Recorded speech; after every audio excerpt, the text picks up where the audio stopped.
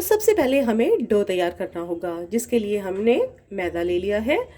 1 cup मैदे में लगभग 4 टोटियाँ बन जाते हैं। तो मैंने यहाँ पे 2 कप लिया है, यानी कि मेरे लगभग 8 से 9 बन जाने चाहिए। 1 कप मैदा के लिए हमें 1 टीस्पून बेकिंग पाउडर की ज़रूरत पड़ेगी। ध्यान रहे मैं यहाँ पे बेकिंग पाउडर यूज़ कर रही हूँ, बेकिंग सोडा नहीं। तो हमने यहाँ पे 2 चम्मच बेकिंग पाउडर ले लिया है और हम यहाँ पे ले रहे हैं स्वाद अनुसार नमक। तो मैंने यहाँ पे 1 टीस्पून नमक लिया है। सभी चीज़ों को पहले हम अच्छे से मिक्स कर लेते हैं।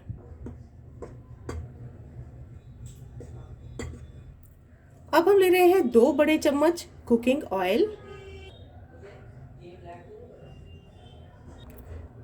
अच्छे से मिक्स कर लेते हैं।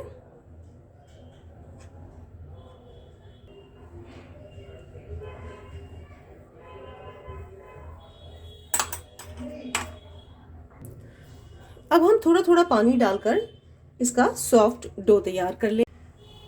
जैसे हम रोटी के लिए आटा तैयार करते हैं, बिल्कुल वैसे ही हमें आटा तैयार करना है।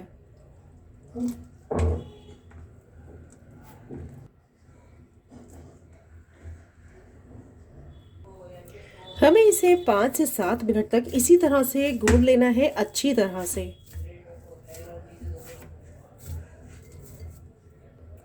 आप अगर चाहें तो इसे घर के नॉर्मल आटे से भी बना सकते हैं और चाहें तो मैदे से बना सकते हैं। आप अपनी मर्जी से आधा आधा भी कर सकते हैं, यानी कि 50-50। 1 पार्ट आप मैदा ले लें और 1 पार्ट आप आटे का ले लें। इस तरह से भी बनाया जा सकता है। तो इसे हमें अब अच्छी तरह से गूंद लेना है, बिल्कुल सॉफ्ट हो जाने तक। तो हमारा ये बहुत अच्छे से आटा गूंद गया है। अब हम इसमें हल्का सा अपने हाथ में ऑयल लेके इसको हल्का सा ग्रीस कर लेते हैं। हमने हाथ में ऑयल ले लिया है और इस पे पूरे पे लगा देते हैं और इसे कवर करके रख देंगे कम से कम 10 मिनट के लिए। 10 से 15 मिनट के लिए इसे अब हम कवर करके रख देते हैं।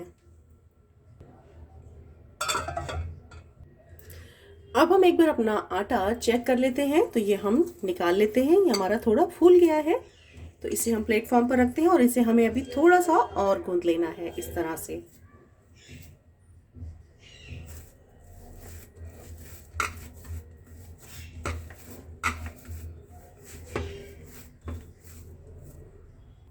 इसमें हम थोड़ा सा सूखा आटा डस्ट कर लेते हैं ताकि ये चिपके ना।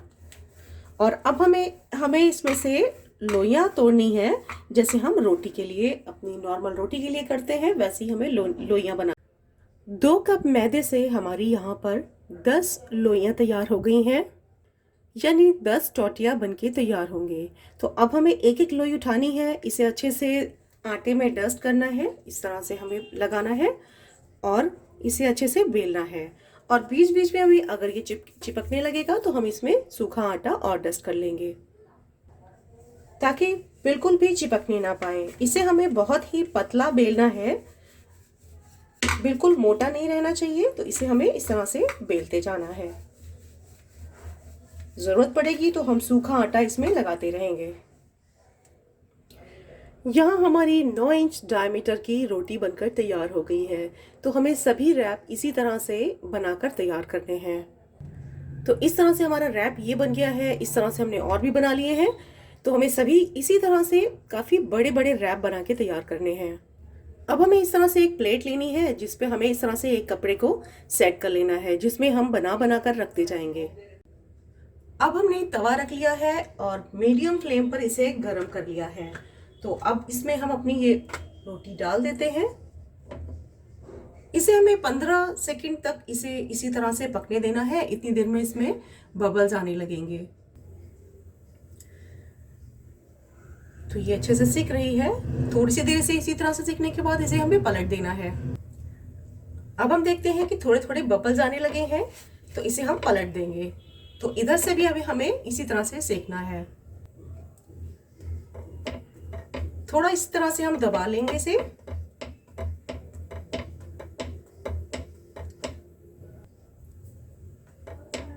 तो देखिए हमारी हल्की हल्की सी सिकी हुई रोटी बन गई है। तो हमें ज्यादा नहीं सेकना है, बस ये तैयार है। इसे भी हम निकाल लेंगे। तो इसे हमें इस तरह से प्लेट में रख लेना है और ऊपर से इसे कवर कर लेना है ताकि ये सॉफ्ट बनी रहे, हार्ड ना हो जाए। इसी तरह से बाकी के भी बनाएंगे। तो ये हम इस तरह से डाल देते हैं।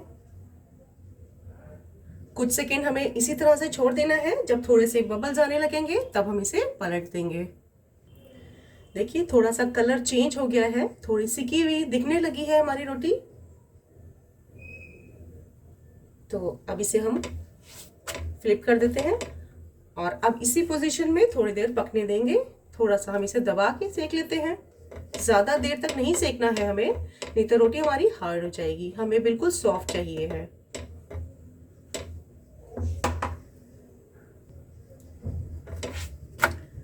तो ये देखिए हल्के से इसमें स्पॉट आने स्टार्ट हो गए हैं। तो इसे भी अब हम निकाल लेते हैं अपनी प्लेट में। तो ये हमने अपनी दो अपनी टॉर्टिया रैप बना लिए हैं। तो इसे हम इस तरह से कवर करके रख देते हैं। तो हमारे टॉर्टिया रैप सभी बनके तैयार हो गए हैं। देख सकते हैं आप कितने अच्छे से ये बने हैं।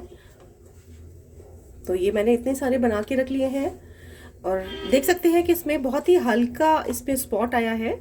तो हमें इसको ज़्यादा नहीं सेकना होता, हल्का स्पॉट आने तक ही इसे सेकना होता है, क्योंकि इसमें जब हम सब इसको बनाएंगे उस टाइम भी इसे हमें सेकना होता है। तो फिर उस टाइम में ये बर्न हो सकता है, जल सकता है। तो हमें इसी तरह से बना करके अपने सब रख लेने हैं और जब हमें बनाना होगा तब हम इसे निकालें और बना सकते हैं।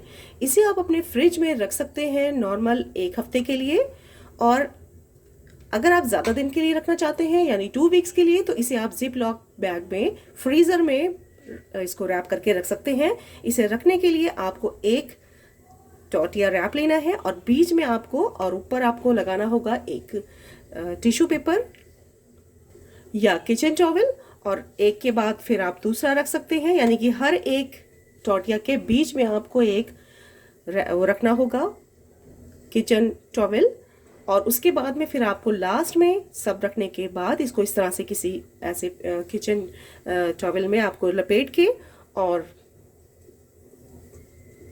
जिप लॉक बैग में बंद करके रख देना है फ्रीज़र में। अगर आप चाहते हैं रखना 15 दिन के लिए, तो 15 दिन में भी आप अगर बीच में आपको बनाना है तो आप निकालें, बनाएं, और जितने आपने बनाए हैं उसके बाद जो बचे हैं उसे आप फ़ौरन फ्रीज़र में ही रख दें, नहीं तो आपके वो ख़राब हो जाएंगे।